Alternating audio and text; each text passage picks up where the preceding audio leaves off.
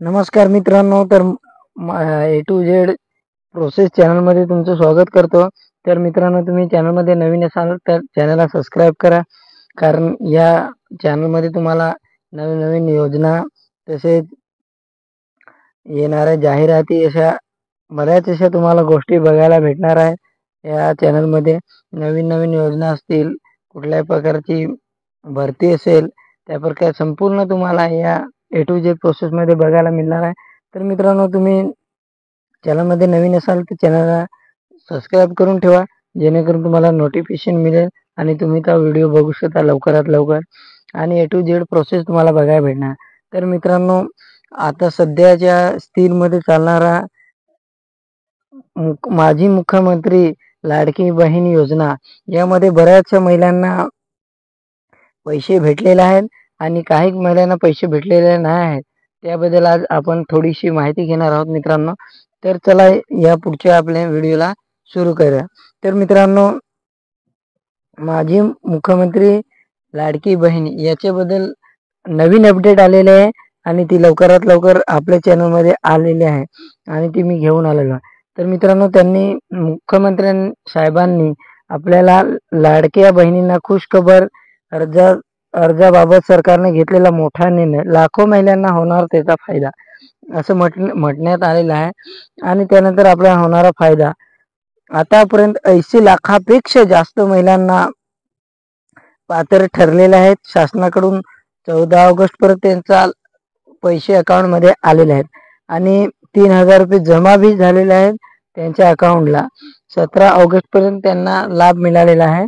त्यानंतर 14 ऑगस्ट पर 1,62,00,000पेक्षा अधिक महिलांची नोंद झालेली आहे. आणि अजून लाडक्या बहिणीसाठी खुशखबर त्यांनी दिलेली आहे.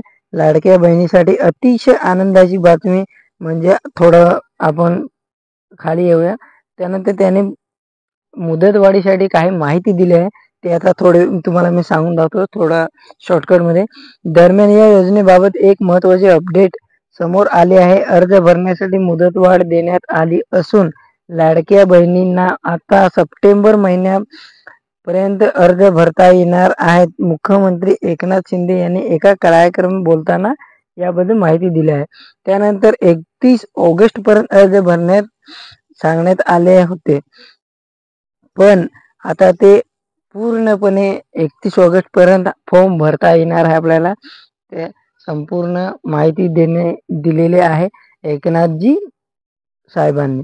तर आता तुम्हाला एक आधार शेडिंग म्हणजे तुम्हाला एक ज्याचं अकाउंटच्या बद्दल थोडीशी त्याच्यात माहिती आपण घेणार आहोत. कारण की अकाउंट हे आपल्याला आधारशी लिंक असलेलं पाहिजे, कारण जेणेकरून आपले पैसे आहेत ती लवकरात लवकर भेटतील. आणि ज्याचं आधार कार्ड अकाउंट आधार कार्डला लिंक आहे, मोबाईल नंबर लिंक आहे, अशा महिलांना लवकर पैसे भेटतात.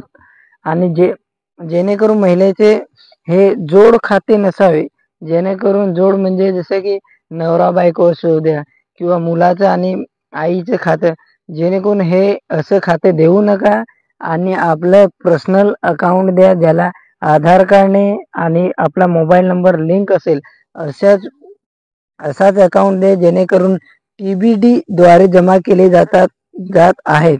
मात्र फॉर्म भरताना जो खाता क्रमांक दिला आहे खात्यावर नव्हे तर महिलेचे जे खाते आहे ते सीडिंग म्हणजे जे बँक खाते आधारला लिंक आहे त्या खात्यावर पैसे जमा होत आहेत.